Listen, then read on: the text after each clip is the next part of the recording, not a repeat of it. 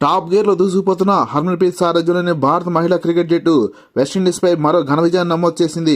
పరుగుల వరద పారించిన భారత బ్యాటర్లు ఒకరి మించి ఒకరు పోటీ పడగా ఫస్ట్ డౌన్ బ్యాటర్ హర్లెన్ డియోల్ అద్భుత సెంచరీ నమోదు చేసింది. జెమిమా రూడిక్స్ మెరుపు ఇన్నింగ్స్ తో భారత జట్టు వెస్టిండీస్ జట్టుపై అత్యధిక స్కోర్ నమోదు చేసిన జట్టుగా రికార్డులోకి ఎక్కింది. West Indies captain Hayley Matthews century చేసి పోరాడినప్పటికీ భారత బౌలర్ల తెలివైన బౌలింగ్ దెబ్బకు వెస్టిండీస్ చతికిలబడింది.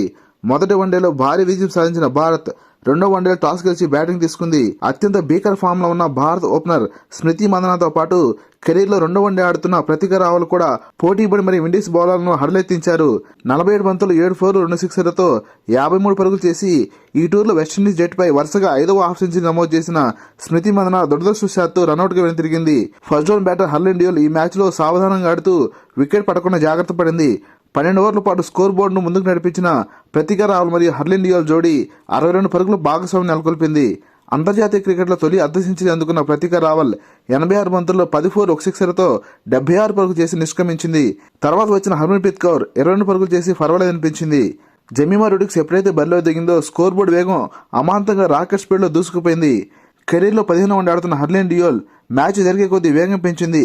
ఈ క్రమంలోనే 98 బంతుల్లోనే తొలి సెంచరీ అందుకున్న హర్లెన్ డియోల్ 103 బంతుల్లో 16 ఫోర్లతో 115 పరుగుల భారీ సెంచరీ సాధించి భారత జట్టు భారీ స్కోర్ చేయడంలో కీలక పాత్ర పోషించింది.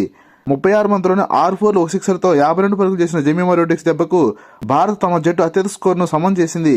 8 మంది వెస్టిండీస్ బౌలర్లు తీవ్రంగా ప్రయత్నించినప్పటికీ భారత్పై ఎవరు కూడా అంతగా ప్రభావం చూపించలేకపోయారు. భారత్ 50 ఓవర్లో 5 వికెట్ల నష్టానికి 358 పరుగులు రాబట్టింది. అసాధ్యంగా కనిపిస్తున్న 359 పరుగుల టార్గెట్ ని ఛేదించడానికి వచ్చిన వెస్టిండీస్ కెప్టెన్ హేలీ మాథ్యూస్ సెంచరీతో ఒంటరి పోరాటం చేసింది. ఇండియన్ కెప్టెన్ హర్మన్ప్రీత్ కౌర్ తెలుగుగా ఇన్నింగ్స్ రెండో ఓవర్లోనే స్పిన్నర్ దీప్తి శర్మను బరిలోకి దించి మంచి ఫలితాన్ని రాబట్టింది. వెస్టిండీస్ బ్యాటర్లను వచ్చిన వారిని వచ్చినట్టే భారత బౌలర్ వెనక్కి పంపడంతో హేలీ మాథ్యూస్ కు సహకరించేవారు లేక వెస్టిండీస్ విలువెల్లాడింది. 109 బంతులు 13 ఫోర్లతో 106 పరుగులు చేసిన హేలీ మాథ్యూస్ ఇండియన్ ఓపెనర్ మరియు స్పిన్నర్ అయిన ప్రతిక రావల్ వల్ల చిక్కుకుంది. ప్రతిక రావల్కు ఇదే మొదటి అంతర్జాతీయ వికెట్ కావడం విశేషం.